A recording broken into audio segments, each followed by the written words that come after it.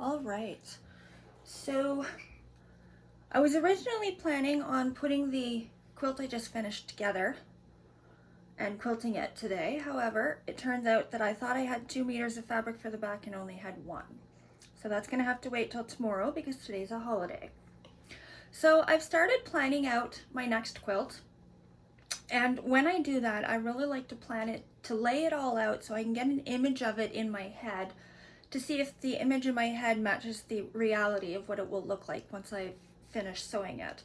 So I've laid this out. This is not the entire quilt. It's just enough so that I can see that yes, I like it.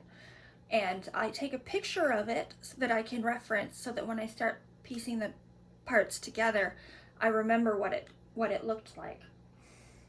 So I thought I would talk a little bit about quilting math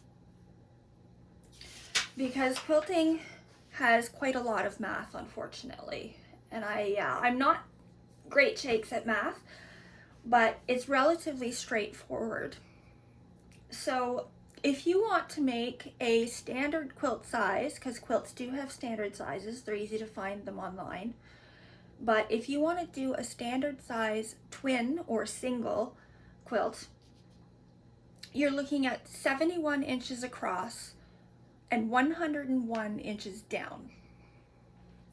So these squares that I'm using today are 2.5 inches, but when you calculate how big your blanket is and how many squares you need, you have to remove the seam allowance because that doesn't add to the size of your quilt because it's folded over.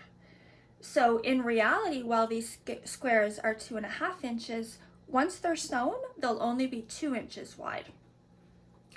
So if I take the 71 inches across and divide that by 2, I find out that I need 36 of the 2.5 inch squares across.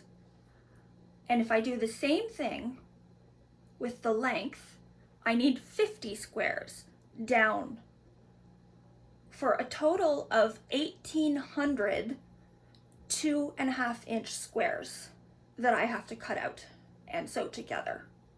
Now, if you want to make a quilt the same size, that's the twin, which is 71 by 101.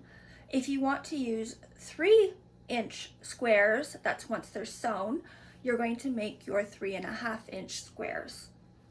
So if I was making a twin size quilt with 3.5 inch squares, I would be doing 24 squares across, 34 squares down for a total of 816 squares.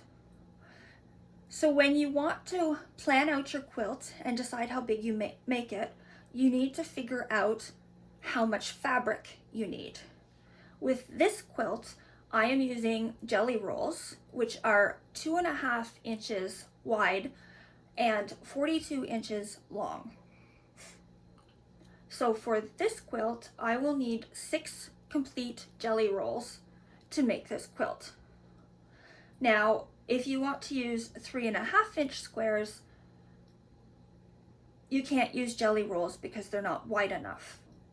For a quilt made with 3.5 inch squares, for a twin size quilt that is, you would need either 28 fat quarters or 7 yards total of fabric.